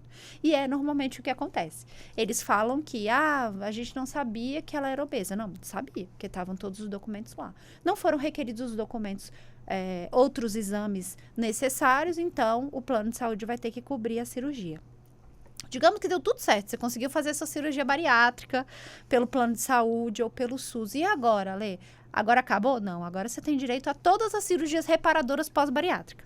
E aí você entra numa nova saga, muitas vezes judicial, principalmente contra os planos de saúde, mesmo com o entendimento já afirmado do STJ, que as cirurgias reparadoras pós-bariátrica, elas são uma continuidade do tratamento da doença obesidade. Então, a gente volta lá atrás para a obesidade, porque as reparadoras pós-bariátricas, elas não são reparadoras estéticas, elas são continuidade do tratamento obesidade. O tratamento obesidade inclui tratamento psicológico, psiquiátrico, nutricional, muitas vezes fisioterapêutico, cirúrgico, se necessário for, medicamentoso, se necessário for, e após você terminou ali, que é o meu caso, eu já estou nessa fase, eu já perdi tudo que eu podia perder. Agora eu estou fortalecendo o corpo para começar cirurgias reparadoras pós-bariátricas. E quais você vai querer fazer, Ale? Todas que eu tenho direito. Todas que o médico achar que eu preciso fazer. Então, e todas que eu entender que eu preciso fazer. Por exemplo, o braço. O médico falou que se eu quiser, eu posso fazer. Mas eu não acho que eu preciso. Eu estou contente com o meu braço, acho que ele está ok, não me incomoda. Então, para mim, o braço é uma área do meu corpo que eu não quero mexer. Agora, existem, por exemplo, cirurgias íntimas. E é bom que se traga, porque às vezes as pessoas esquecem, porque quando a gente engorda como um todo. Inclusive nas partes íntimas. E tem algumas mulheres que depois que engordam ficam sobrando várias partes da pele dos grandes lábios. E isso causa assadura, causa mau cheiro, que causam infecções urinárias e infecções de candidíase e etc. com rotina. Então, várias das bariátricas não sabem por que tem tantas infecções, né, de ginecológicas. São muitas vezes por conta dos grandes lábios que são muito maiores do que deveriam ser. Então, se necessário for, as cirurgias íntimas também devem estar incluídas, porque a gente não está falando aqui unicamente de estético. Também estamos falando da estética, porque a estética também faz parte da saúde e a gente precisa desmistificar essa questão de que a gente não pode ser bonito, isso faz parte da nossa saúde mental, né? Não é agradável para uma pessoa que fez cirurgia bariátrica ir numa praia, colocar um biquíni e ficar aquele monte de pele caindo por cima. Fora as questões de saúde mesmo física, a questão estética influi muito nas questões de saúde mental. Então, tanto para a pessoa que está obesa, está fazendo esse caminhar, ou quem já passou e continua fazendo o tratamento, lembrando que a obesidade, doutora Vandra, me corrija se eu estiver errada, é uma doença que ela não tem cura. Se você não cuidar, você volta. Por isso que a gente tem um índice muito grande de pessoas que tiveram, e fizeram inclusive cirurgias bariátricas, tiveram reganho. E tem uma questão muito séria, porque depois que você faz a bariátrica, não tem como fazer outra. Na grande maioria dos casos, não é possível fazer uma nova bariátrica para você emagrecer de novo. Você pode até fazer alguns procedimentos que ajudam e etc., mas não é possível fazer. Então, a bariátrica, ela é o último recurso que você tem, e não o primeiro. Por isso que os médicos, eles se preocupam tanto com essa questão da pessoa estar mesmo preparada para fazer, porque é uma cirurgia que não tem retorno. Né? Não tem como você desfazer a cirurgia bariátrica e muitas vezes não é possível refazer. E aí, por último, só para trazer aqui uma ajuda para as pessoas que estão passando por essa situação pós-obesidade, ou que estão aí no sobrepeso, ou estão aí já na fase da obesidade, foram lá, malharam 1 semana, 2 semanas, 3 semanas, falharam não foram. Só volta, gente. Só volta. Não precisa se preocupar assim, por quê? Não sei o quê. Eu fiquei 45 dias sem malhar no final do ano. Por conta das festas de fim de ano, eu viajei, tive viagem a trabalho, eu fiquei doente, aí peguei gripe, peguei Covid, peguei tudo vocês pensar, peguei sinusite. E aí malhar doente não é legal, porque você tá com a imunidade baixa, a sua resposta é ruim, você não consegue se recuperar. Fiquei 45 dias sem malhar. Voltei agora e tá tudo bem. Não preciso justificar nada para ninguém, não preciso explicar, não preciso nada. Só vai no seu tempo, só não desiste. Desistiu? Volta, que ninguém tá ali para cobrar se você foi 10 vezes na semana, se você foi 20, se você foi 2. É só você com você mesmo. Doutora Carla, quer dizer, o plano, como muito bem explicou a doutora Alexandra, quer dizer, você vai ingressar no plano, você preenche todo ali enfim, vamos colocar assim uma ficha, né? Ali constando os dados e outras coisas mais. Ainda até mesmo essa questão da obesidade. Quer dizer, se a pessoa coloca ali, claro que ela não vai mentir, coloca ali, sou obesa. Quer dizer, automaticamente o plano pode aceitar ou não, ou então pode dizer, bom, se você é obeso aqui, você não pode operar. Como é que funciona isso aí? Quando ele pergunta se a pessoa é obesa ou não, e tem a resposta clara que sim. Quer dizer, ela fica impedida de fazer cirurgia, pode fazer cirurgia num determinado tempo. Como é que funciona essa questão? Bom, quando a gente vai fazer um plano de saúde, eles dão uma ficha para que a gente preencha com vários dados. Um dos dados que a gente preenche é exatamente o peso e a altura, para que o plano de saúde consiga fazer o cálculo desse dado antropométrico, que é o próprio IMC, o índice de massa corpórea, né? Que a doutora Vandra falou, para saber se você está num peso adequado, para saber se você está com sobrepeso ou obesidade nos seus graus 1, 2 ou 3. E aí, quando a gente fala sobre esse dado antropométrico dentro dessa ficha que a gente preenche, é que a gente traz aquele famoso termo de doença pré-existencial. Também porque a obesidade é uma doença, e aí o plano de saúde usa esse dado que você colocou lá, mediante assinatura de declaração, que você está ofertando os dados com fidedignidade, e aí, a depender da doença pré-existencial que você coloca naquela ficha que você preenche quando vai contratar o plano de saúde, ele faz com que a gente obedeça àquela carência que a doutora Alexandra falou exatamente, que pode ser até de 2 anos, né? Para ofertar o tratamento para a doença obesidade.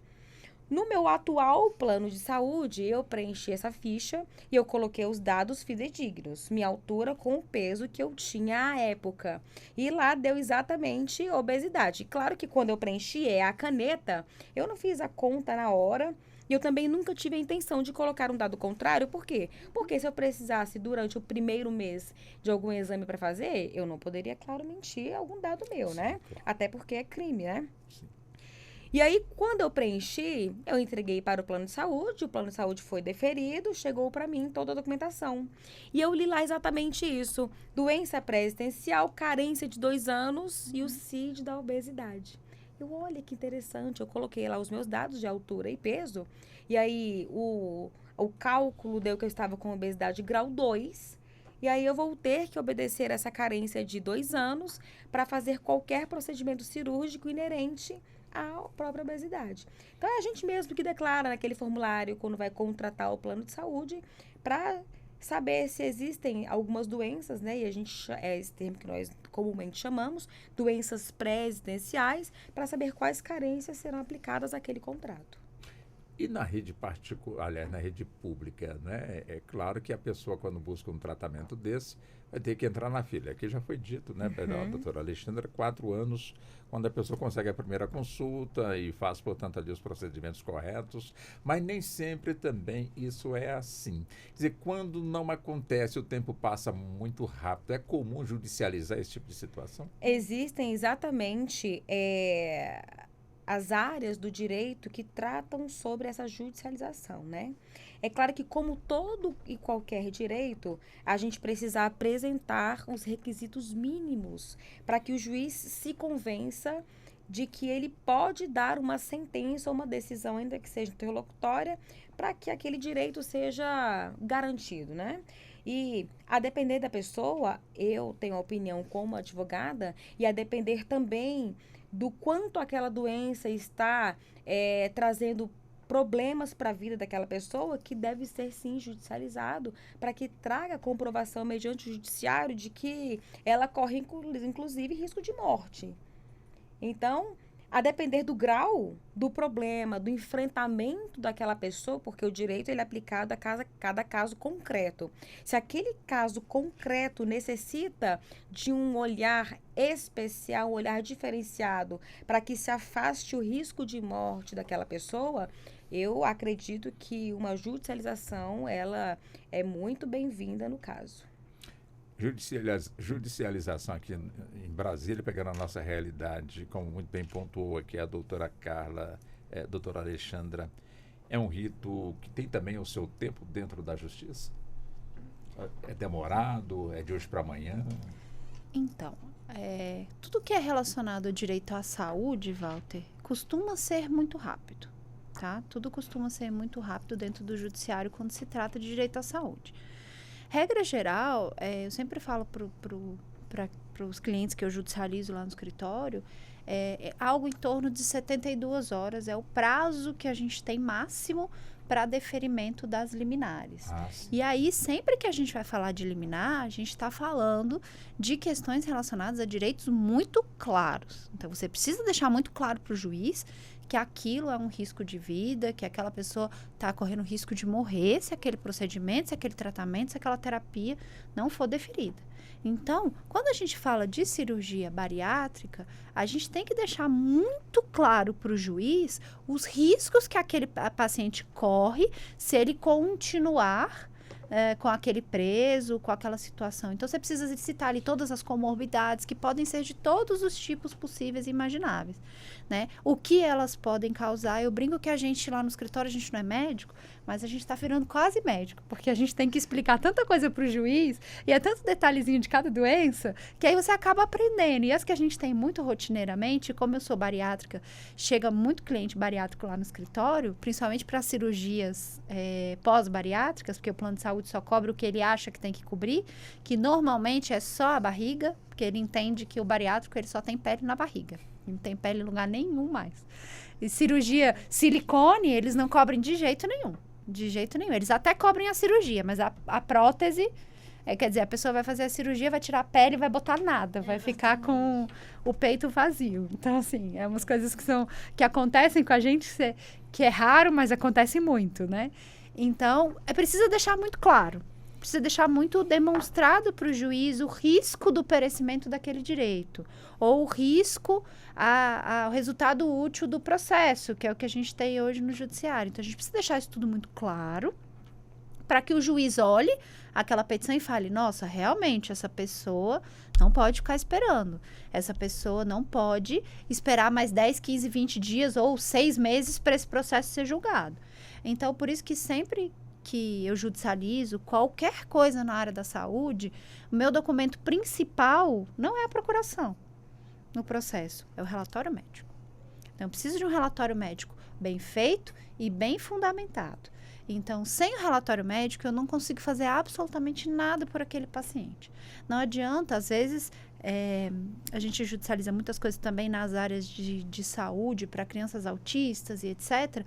E chegam as mães lá no escritório, é porque meu filho precisa fazer tal e tal terapia. Ok, tá no relatório? Não tá, doutora. Eu falei, então, eu não vou pedir. Porque quem decide qual é a terapia que seu filho precisa fazer não é você. Apesar de você ser a mãe e entender super do que seu filho está vivendo. Mas quem tem que decidir é o médico assistente. Então, a mesma questão quando você fala de cirurgia bariátrica. Quem decide o melhor tratamento para você não é nem o plano de saúde, nem o Sistema Único de Saúde e nem você mesmo. É o médico assistente. Então, ele que é o responsável para poder dizer qual é a melhor terapêutica para a situação que você está vivendo. Então, é importante a gente ter essa visão e trazer isso para deixar muito claro. Trazendo isso, deixando muito claro, a maioria das minhas liminares saem em 72 horas. Regra geral. Doutora Wandra, agora essa aqui eu preparei ela aqui um bocado de tempo aqui, quero ouvir a senhora agora, né? O seguinte, claro que estamos falando aqui de cirurgia bariátrica e é evidente que o trabalho que é desenvolvido também pelas profissionais em nutrição, justamente, eu imagino assim, né, trabalhar dentro de forma bem natural, sem a necessidade de fazer, portanto, a bariátrica. Quando o paciente de uma nutricionista parte para uma bariátrica, existe uma frustração, falhei no meu trabalho, alguma coisa assim, ou um assunto casa com o outro? Não existe. Porque a gente tem um olhar muito pelo bem do paciente. Então, o paciente obeso, o paciente que tem obesidade, já é um paciente que vem com histórico de muitas frustrações. Então, ele já tentou muitas dietas. Ele já tentou muitas dietas. Muitos remédios. Ele já tentou muita coisa. Então, você quer conversar com alguém que entende de dieta, além de você conversar com um nutricionista, senta com alguém que tem obesidade. Porque esse paciente sabe. Ele já fez todas. Ele já tentou a dieta da maçã, ele já tentou a dieta do ovo, ele já tentou a dieta da sopa, da lua, do astronauta. Então, ele já tentou todo tipo de dieta. E ele vem com um histórico de frustração muito grande. Então, quando nós tentamos tudo e esse paciente não conseguiu ter um sucesso ali na terapêutica, no tratamento, seja por N motivos. Porque pode ser que esse paciente não tenha tido sucesso por N motivos. Pode ter sido emocional. Pode ser que esse paciente esteja tão ansioso, esteja com tantos problemas que ele não consiga, de fato, seguir o plano alimentar. Por mais que esteja dentro da realidade desse paciente, por mais que esteja dentro da rotina desse paciente, às vezes esse paciente realmente não consegue. Às vezes a gente consegue perder 3, 4 quilos. A gente tem uma questão de... O corpo, a gente emagrece muito no primeiro mês, depois entra em um efeito platô. Então, pode acontecer muita coisa. Quando esse paciente tem... Qual que é a questão da cirurgia bariátrica? Eu prefiro que o meu paciente passe por uma cirurgia que ofereça um risco menor do que ele continuar com aquela doença que oferece um risco maior à saúde dele. Então, para mim é muito melhor. Eu quero que o meu paciente tenha um risco menor. Ponto. Então, para mim, não é uma frustração. O que eu quero é que ele deixe de se frustrar. Então, o paciente, depois que ele passa pela cirurgia bariátrica, ele tem aquele empurrão que ele precisava. Porque ele começa a ver as roupas folgando, ele começa a ver os resultados. Então, é o que ele precisava para mudar de vida, para girar a chave. Então, às vezes, eu até mesmo falo, quando tem indicação, Às vezes eu mesmo encaminho para o médico e faço a indicação e coloco no prontuário, como a gente trabalha em equipe multidisciplinar, trabalho com diversos médicos, a gente conversa, fala, esse paciente é um caso de uma possível bariátrica, e a gente conversa entre si, eu e os médicos responsáveis por aquele paciente. E nós decidimos juntos indicar esse paciente uma cirurgia bariátrica. E aí, às vezes, eu faço laudo, enfim. Então, é super tranquilo. Para mim, eu quero que ele saia do risco. Eu quero que ele fique bem, saudável. Bom ouvir a senhora nesse aspecto. Agora, doutora Carla, quer dizer, um paciente bariátrico, uma paciente bariátrica, e num determinado período ela volta a ganhar peso de forma natural. Eu posso processar o médico? Olha, processar alguém é sempre livre a todo mundo. Tá na Constituição. Então, acesso à justiça é universal, né? Agora, todo e qualquer processo para ele, né, ele realmente ter uma vitória, a gente precisa provar um nexo de causalidade, certo? Então, para a gente pensar em processar algum médico, algum hospital, alguma instituição de saúde, precisa provar que ali houve um erro, né? Que ali houve algum problema naquele caminho. Então, não é simplesmente você ter um reganho de peso que faz com que nasça ali o direito de você processar o médico. Até porque a doutora Alexandra está aqui para provar que a cirurgia bariátrica, ela tem um cuidado multidisciplinar. Então, nós temos o cuidado médico, um cuidado psicológico, um cuidado nutricional, um cuidado esportivo. Então, nós pensamos que para o sucesso dessa temática obesidade, a gente realmente sabe que é um programa multidisciplinar e que nós dependemos de várias áreas para que haja um sucesso. E eu digo bariátrica porque nós tocamos esse assunto agora, mas a obesidade como um todo, né? Ela é um problema de saúde, ela é um problema social, ela é um problema que a doutora Vandra trouxe pra gente, que quando a mulher está grávida e ela tem obesidade, ela traz também a possibilidade do filho nascer com esse problema. Então, eu posso falar que ele também tem alguma causa genética? Sim, tem uma carga genética na né? obesidade. Então, ela depende de muitos fatores para que a gente traga uma vitória em relação a vencer a obesidade. Sabendo que ela é um problema crônico, ela não é um problema que culmina de forma rápida, então ela depende de muitos fatores para essa vitória, né? Então eu acredito que quando a gente fala no assunto, posso processar o médico, eu posso processá-lo como posso processar qualquer pessoa, independentemente, da temática, mas em relação a provar esse nexo de causalidade, trazer realmente à tona no judiciário algum tipo de erro. E o reganho não depende só do médico, né? Uhum. Doutora, a senhora queria falar? Eu queria só fazer uma complementação. Só em termos técnicos, sim, quando você fala de erro médico, você está alicerçado no tripé: culpa, nexo de causalidade e efetivo dano. Uhum. E existem algumas excludentes para isso. Uma delas, eu não vou expor aqui todas, mas uma delas é a culpa exclusiva da vítima. Ele é uma excludente da culpabilidade daquele profissional de saúde. E aí eu não estou falando nem só do médico, porque quando você fala de uma cirurgia bariátrica e de um processo de obesidade, né, você está falando de vários profissionais que estão atendendo aquele profissional.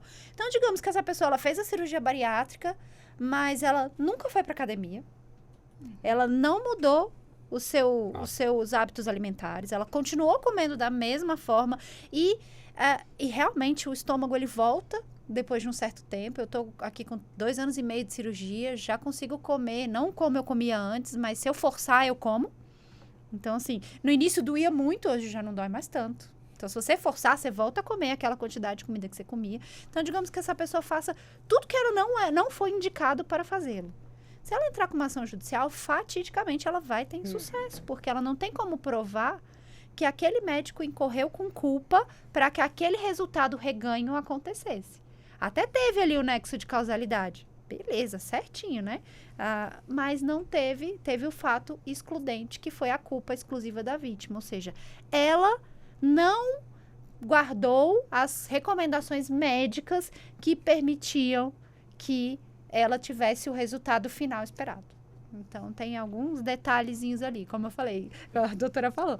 Entrar com a ação, todo mundo pode, é direito constitucional, o direito de ação está escrito lá.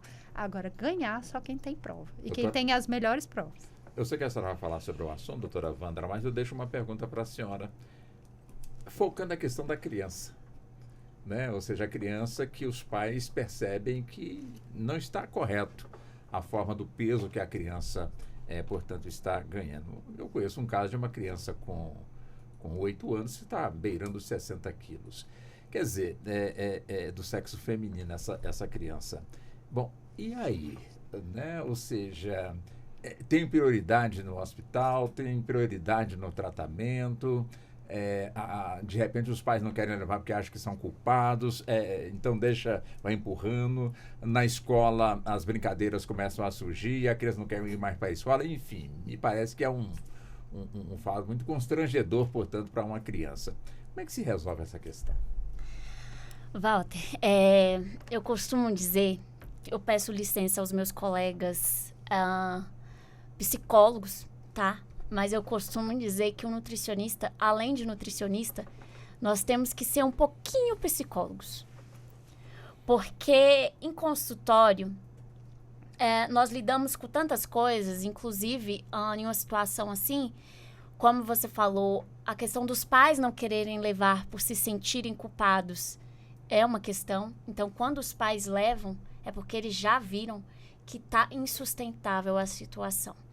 E aí, a questão os pais chegam e falam assim, doutora, fala pra ele que ele é criança, tá? Fala pra ele que ele tem que parar de comer bolacha assistindo TV, todas as vezes que ele tá assistindo TV. Doutora, fala pra ele que não dá pra ele ficar comendo sanduíche de mortadela todas as vezes. Doutora, fala pra ele. Doutora, explica pra ele. E aí eu sempre me pergunto, quando eu falo, desculpa, quem é que compra? Por que tem em casa? Exatamente por que tem em casa? É simples. Quem é que compra? Quem é o responsável? Porque geralmente é uma criança de 10 anos, 11 anos. E essa criança também já está passando por bullying na escola. E aí já atendi. Exatamente. Essa criança fica triste, chega em casa, desconta, come mais. Se tem disponível em casa, aí ela não vai chegar em casa, vai procurar um brócolis para comer. Gente, ela tá triste, ela quer comer biscoito recheado.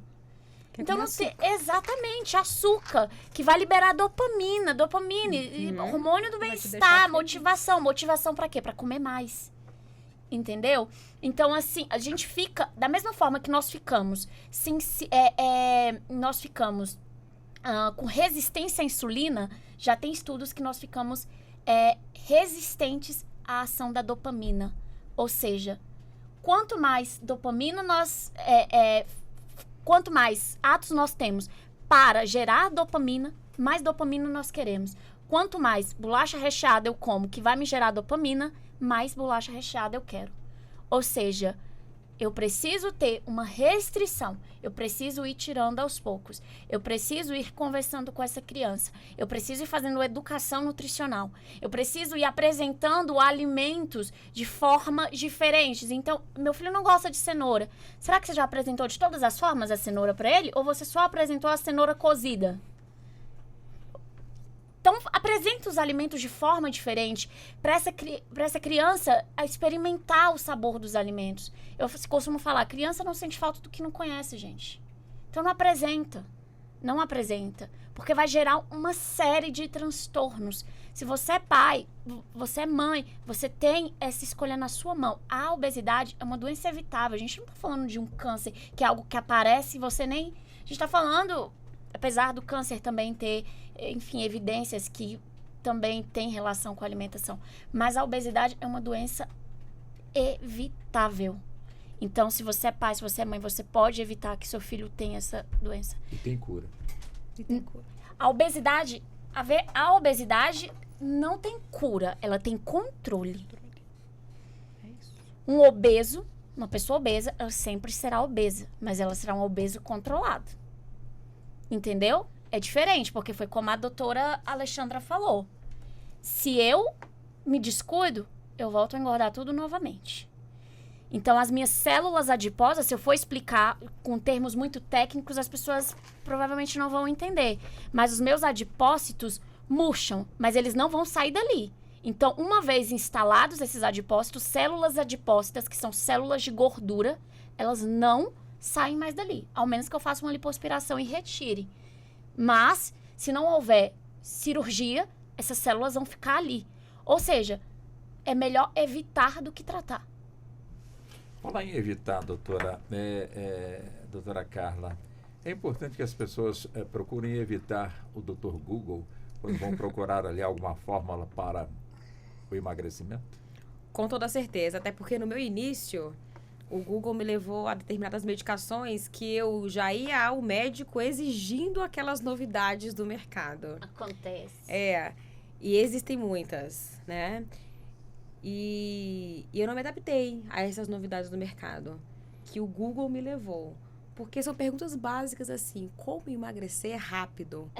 E existem respostas para tudo isso. Exatamente. Então, quando eu procurei essas respostas rápidas para o emagrecimento, eu já ia ao médico pedindo essas fórmulas mágicas. Que, de fato, se elas forem recomendadas por médico de forma correta, elas podem realmente nos ajudar, né? No meu caso, eu não tive sucesso com essas medicações, eu tive que fazer por outros meios. Mas o Google, ele é um buscador. Lembrando que quem tem conhecimento de fato sobre a área médica é o médico. Quem entende de nutrição, nutricionista, quem entende de determinadas áreas do direito somos nós também advogados. Então, a gente precisa buscar, na verdade, o profissional correto, né? E não de forma genérica um buscador como o Google. No trabalho, as empresas, de alguma forma, elas têm que ter um olhar sobre o seu servidor na área pública ou então privada, nessa questão da saúde, da obesidade? Ou é aquela velha história, cada um cuida de si? Não, é função da empresa, né, manter a saúde do seu trabalhador. E é interessante para ela que mantenha. Inclusive, uma das questões mais interessantes que a gente tem é que antes do Sistema Único de Saúde existir, a gente tinha uma previdência privada que dava um plano de saúde, entre várias aspas, os mais antigos vão lembrar, né? Eu não sou tão antiga assim, mas eu lembro. Você lembra, né? E que era só para quem trabalhava. Sim. E era porque a empresa era boazinha? Não, era porque era que você não queria que você ficasse doente para não faltar o trabalho. Então, ela proporcionava ali um acesso à saúde para que você tivesse a oportunidade de, se ficar doente, vai lá no hospital rapidinho, paga, volta, já trabalha mais. Então, é aquela questão do custo-benefício. Então, hoje, existe legislação que obriga, né? E a obesidade já pode atrapalhar de forma muito grande dentro do ambiente de trabalho. É preciso que se tenha material para que essa pessoa trabalhe. Então, por exemplo, uma cadeira normal como essa daqui, se eu tivesse o peso que eu tinha antes de 115 quilos, eu não poderia passar o dia inteiro numa cadeira como essa, porque uma cadeira como essa só aguenta até 100 quilos. Então, precisa ser uma cadeira adaptada. Você precisa ter locais, né, que permitam acesso, né, até portas, o tamanho de portas. Eu não sei se vocês sabem, mas existe uma legislação que diz o tamanho mínimo que as portas têm que ter, para que permita que as pessoas obesas passem pelas portas. Ou as pessoas com deficiência, cadeira de roda, etc., que permitam que elas passem. Então, existe uma legislação que tem o número mínimo do tamanho de cada porta. Existem locais mais antigos que não estão adaptados, obviamente, e as empresas precisam seguir esse regramento. Além disso, a doença, a obesidade pode ser caracterizada, aí a doutora vai poder falar melhor que eu, apesar de eu também atuar na área previdenciária, mas ela é muito mais especializada que eu, com relação à questão de uma possibilidade de uma doença ocupacional, né? Porque você pode ser afastado, né, pela obesidade por conta das comorbidades que ela gera, por causa dos problemas que ela gera, e essa pessoa não conseguir mais trabalhar. E aí ela vai ser afastada por um auxílio-doença, né? E aí pode configurar ali essa questão. Então, a obesidade, ela traz tantas nuances que a gente, às vezes, se a gente for abrir para a área trabalhista, para a área civil, para a área... A gente vai ficar o dia todo aqui só falando de nuances. Eu estou imaginando, né, doutora Roberta, tipo uma loja onde ali o seu ramo é estética. e de repente tem um funcionário que esteja com sobrepeso e a empresa demite essa pessoa, automaticamente está sendo Dispensa discriminatória. discriminando, portanto, esse servidor que vai buscar na justiça os seus direitos. Quer dizer, mas a nossa empresa, a empresa no geral, ela entende isso, doutora? Pois é um assunto sensível, por quê? Porque pode existir uma empresa que entenda e a gente também pode se deparar com uma empresa que tenha esse olhar discriminatório em relação à pessoa com obesidade ou sobrepeso, né? E em havendo, o judiciário tem todas as, né, as possibilidades de fazer com que a gente traga esse direito para aquela pessoa, aplique, né, de forma civil e trabalhista. Doutora Alexandra falou uma coisa muito interessante, que o direito previdenciário, ele abraça esse caso, com certeza. Porque quando a gente pensa na obesidade, e nós falamos isso antes do intervalo, ela pode trazer diversas consequências para aquela pessoa. Cardiovascular, ortopédica, articular, cérebro vascular, enfim, são dezenas de problemas que a obesidade pode proporcionar à pessoa, né? Diabetes, que faz com que haja outros problemas dentro daquele organismo, né?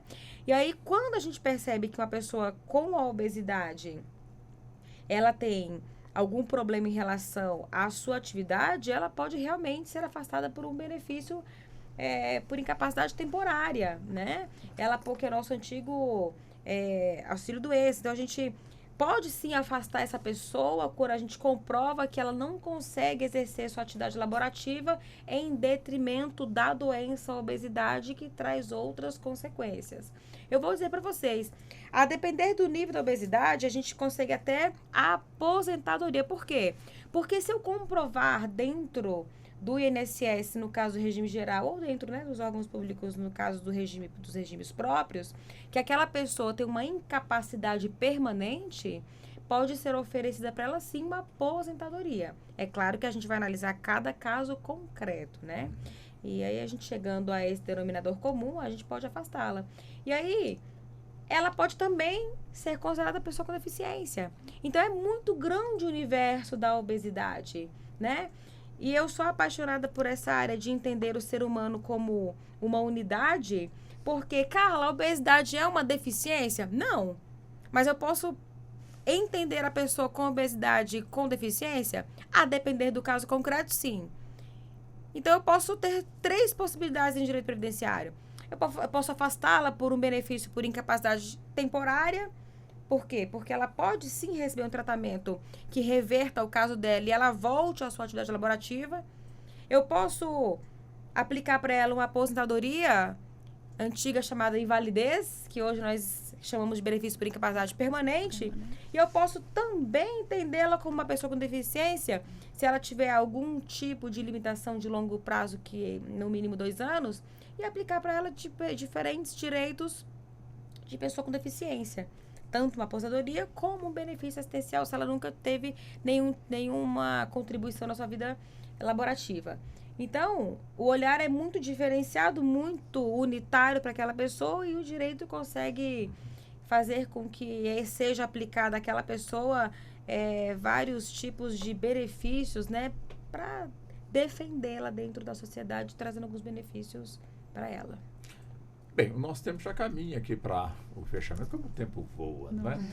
Doutora Wandra, vamos com 3 minutos. A senhora abra o coração e fique à vontade nesses 3 minutos, já que a área da senhora é extremamente importante em termos de levar conhecimentos para o nosso público, que de alguma forma está vivendo essa situação.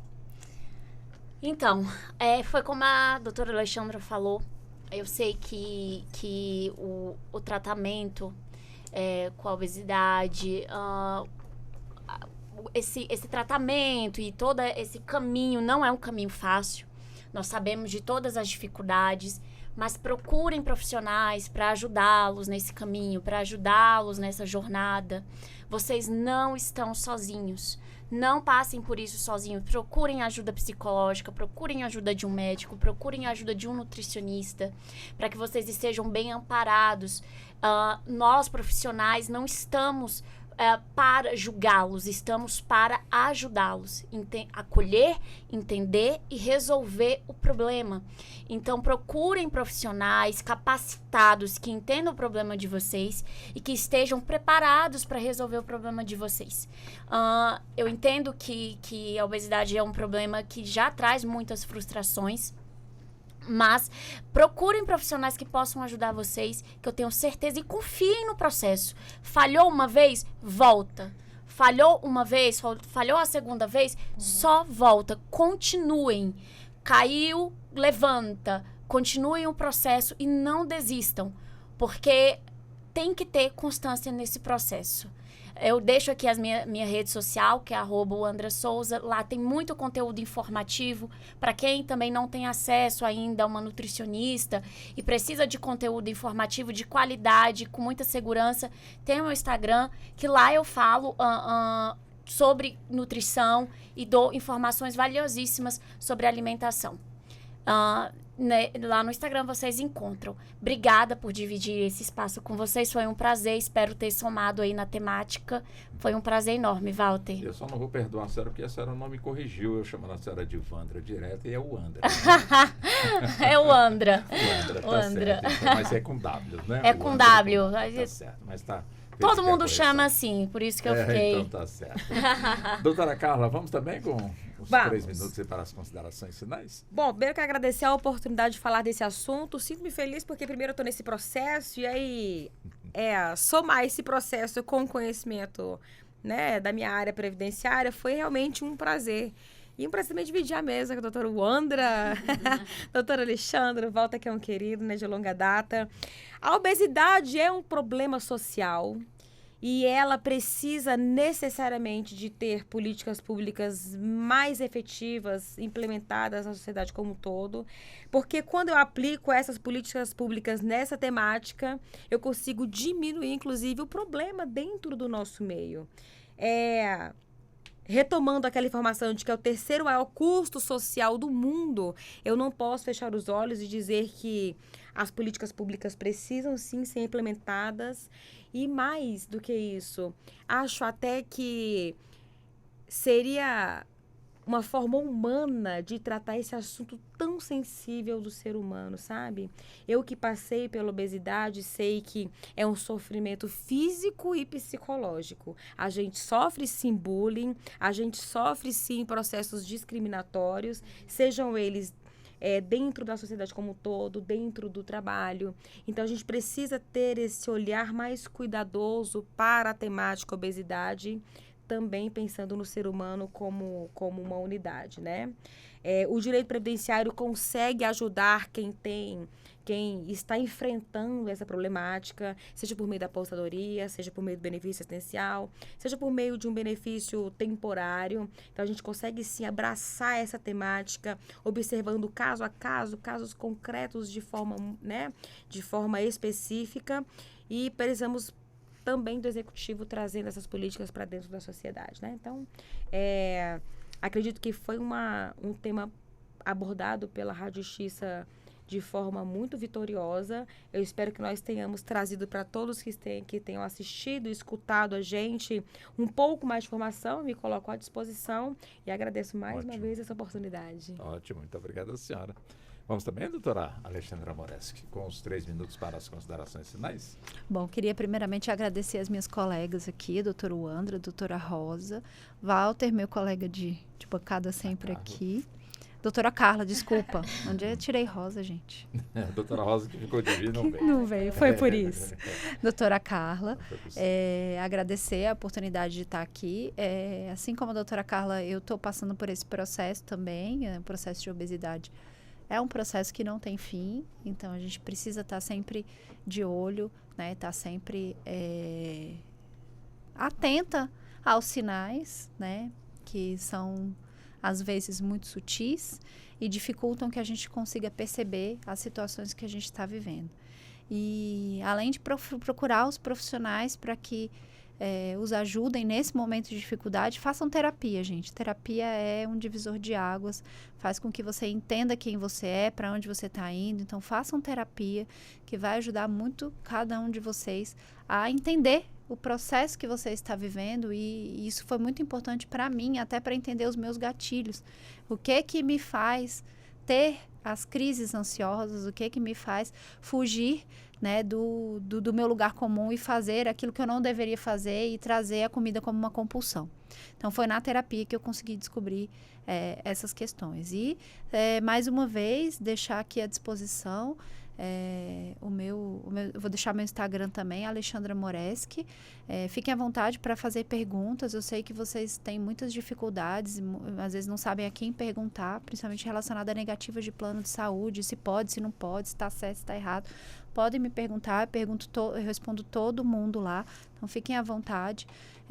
Espero poder ter contribuído e, mais uma vez, obrigada, Walter. Perfeito. Como eu tenho um minutinho, até para me redimir do equívoco que eu tive com o nome da doutora Uandra, quer dizer, uma pergunta simples, no caso entre o homem e a mulher, quem é mais, na linguagem bem assim popular, despachado para procurar realmente o atendimento, para poder, de certa forma, voltar a ter o peso que a pessoa considera normal? O homem é mais corajoso, vou lá, vou resolver tudo. Ou, como sempre, a mulher está sempre à frente dos homens na busca de um tratamento médico? Que me perdoem os homens, mas as mulheres, né? O consultório é bem cheio de mulher, gente. Mas a mulher também, porque eu acho que também vem muito essa questão da autoestima. A mulher valoriza muito a questão da autoestima e é importante mesmo, viu, gente? A questão de estar bem consigo mesma.